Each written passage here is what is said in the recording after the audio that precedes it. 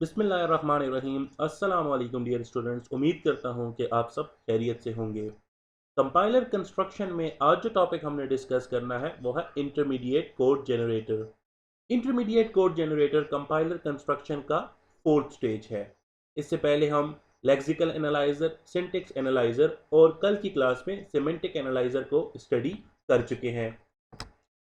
Semantic analyser में आपने देखा कि सिंटेक्स एनालाइजर की तरफ से पास की गई स्टेटमेंट्स जो कि ग्रामेटिकली करेक्ट कंसीडर की गई हैं, उनका ऑपरेशन चेक करके ये इंश्योर किया जाता है कि उसमें जो ऑपरेशन परफॉर्म किया जा रहा है वो मीनिंगफुल है। और semantic analyser as an output augmented parse tree, या जिसको सिमेंट्रिक ट्री भी कहा जाता है, वो प्रोड्यूस करता है। और वही output as an intermediate code generator को एज एन इनपुट प्रोवाइड किया जाता है। तो आइए देखते हैं कि इंटरमीडिएट कोड जनरेटर क्या है और कैसे काम करता है।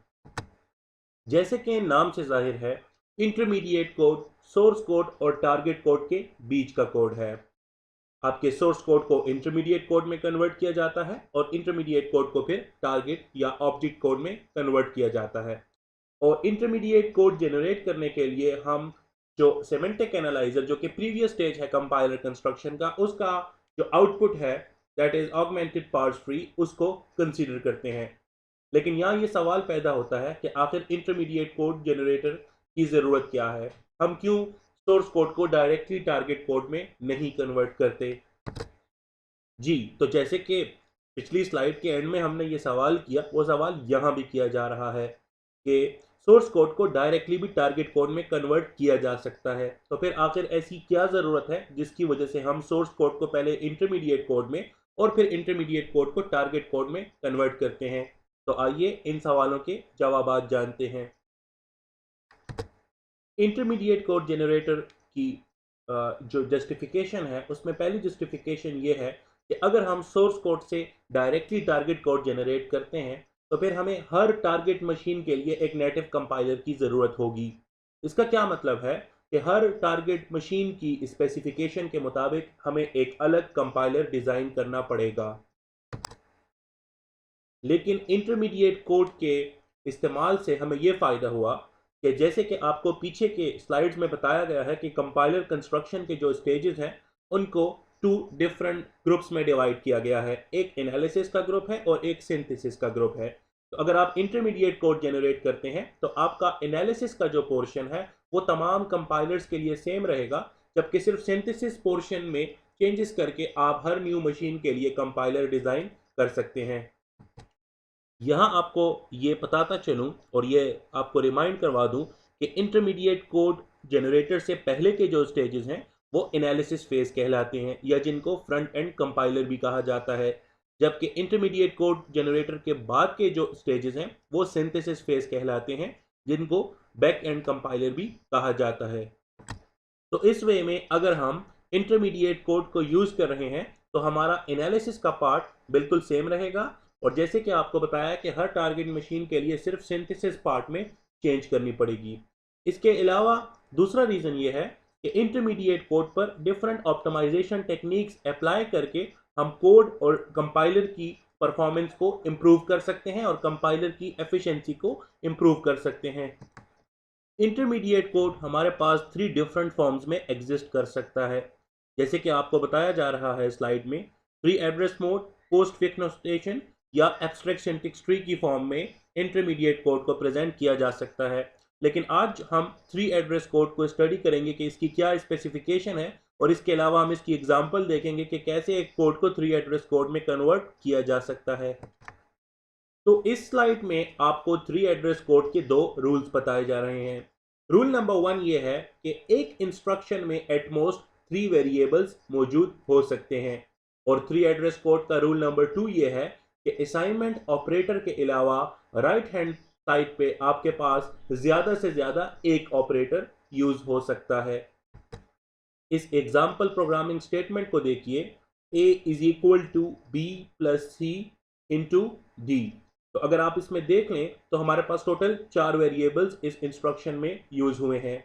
इसके अलावा अगर आप देखें तो असाइनमेंट ऑपरेटर के अलावा राइट हैंड साइड पे हमारे पास 2 ऑपरेटर्स हैं। तो ऑब्वियसली ये स्टेटमेंट 3 एड्रेस कोड के रूल्स के अगेंस्ट है। तो अगर हमने इसको 3 एड्रेस कोड में कन्वर्ट करना है तो हमें वो दोनों रूल्स अप्लाई करने पड़ेंगे। अगर आप नीचे की 3 स्टेटमेंट्स को देखें, R1 is equal to C cross D, R2 is equal to B plus R1 and A is equal to R2। तो बुनियादी तौर पे ये जो 3 इंस्ट्रक्शंस हैं ये वही काम कर रही हैं जो कि ऊपर की स्टेटमेंट कर रही है, लेकिन इन एक स्टेटमेंट को 3 स्टेटमेंट्स में ब्रेक डाउन करने का मकसद क्या है, क्योंकि अब ये स्ट्रिक्टली 3 एड्रेस कोड में कन्वर्ट हो चुकी है। आप देख सकते हैं 3 सिंपल इंस्ट्रक्शंस में सिर्फ 3 वेरिएबल्स यूज हुए हैं और राइट हैंड साइड पे असाइनमेंट ऑपरेटर के अलावा सिर्फ एक या एक से कम ऑपरेटर है। आइए अब हम अपनी रेगुलर एग्जाम्पल की तरफ चलते हैं, और जो एग्जाम्पल हम पहली स्टेज से लेकर आ रहे हैं और जिस पे हमने कल सेमेंटिक एनालिसिस परफॉर्म करके ऑगमेंटेड पार्स ट्री जनरेट किया था। अगर आपको याद हो तो कल जो हमने सेमेंटिक एनालाइजर स्टडी किया था उसका आउटपुट कुछ ऐसे था। ये सेमेंटिक ट्री या augmented parse tree as an output generate हुआ था सेमेंटिक एनालाइजर से। इस डायग्राम में मौजूद सेमेंटिक ट्री या ऑगमेंटेड पार्स ट्री को अब हमने 3 एड्रेस कोड की इंस्ट्रक्शंस में कन्वर्ट करना है।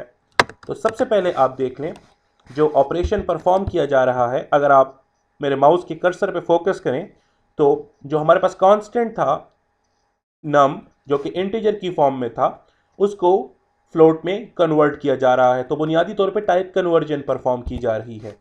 यहाँ पर 3 एड्रेस कोड में हर ट्रांजैक्शन को प्रेजेंट किया जा रहा है Tn से, like T1 is the first transaction, या फिर आप उसको सिंपली इंस्ट्रक्शन कहें। सो T1 is the first instruction, T2 is the second instruction. जो भी ऑपरेशन परफॉर्म किया जा रहा है उसका रिजल्ट करस्पॉन्डिंग इंस्ट्रक्शन नेम के थ्रू प्रेजेंट किया जा रहा है। जैसे कि इनटू फ्लोट, ये पहला ऑपरेशन है जो कि इंस्ट्रक्शन नंबर 1 जो कि T1 से प्रेजेंट की जा रही है उसमें परफॉर्म किया जा रहा है। जब हम कन्वर्जन परफॉर्म कर देते हैं तो नेक्स्ट ऑपरेशन जो है वो इनटू फ्लोट कन्वर्ट करने के बाद जो हमारे पास फ्लोट फॉर्म में नम कांस्टेंट मौजूद है उसकी आइडेंटिफायर 3 के साथ एडिशन है। तो आप देख सकते हैं T2 is equal to ID3 plus T1। तो ID3 प्लस T1 का रिजल्ट अब हमारे पास T2 में स्टोर हो गया है। उसके बाद हमने जो आइडेंटिफायर 2 है उसके ऊपर इंक्रीमेंट ऑपरेटर अप्लाई करना है। तो इसका रिजल्ट आप देख सकते हैं T3 is equal to ID2 plus plus, so T3 में स्टोर हो गया है। उसके बाद आप ये देख लें कि ID3 और नम का सम और ID2 जो कि इंक्रीमेंटेड फॉर्म में अब मौजूद है, तो वो बुनियादी तौर पे T2 और T3 में रिस्पेक्टिवली उनके आंसर्स पड़े हुए हैं। तो T4 में हम T3 और T2 का प्रोडक्ट फाइंड कर रहे हैं। उसके बाद आप देख सकते हैं कि हमने आइडेंटिफायर 1 जो कि हमारे पास एक वेरिएबल है इंटीजर टाइप का, उसको हम फ्लोट में कन्वर्ट कर रहे हैं और उसका रिजल्ट हम स्टोर कर रहे हैं T5 में। और एंड में हमारे पास असाइनमेंट ऑपरेटर यूज हो रहा है जो कि बुनियादी तौर पे ID1 में जो बाकी की तमाम हमने ऑपरेशन परफॉर्म किए हैं जिनका रिजल्ट अब T4 में स्टोर है उसको ID1 को असाइन कर रहा है। तो ID1 T5 से प्रेजेंट की जा रही है और T4 में T3 और T2 का प्रोडक्ट पड़ा हुआ है। सो हम कह सकते हैं T5 is equal to T4।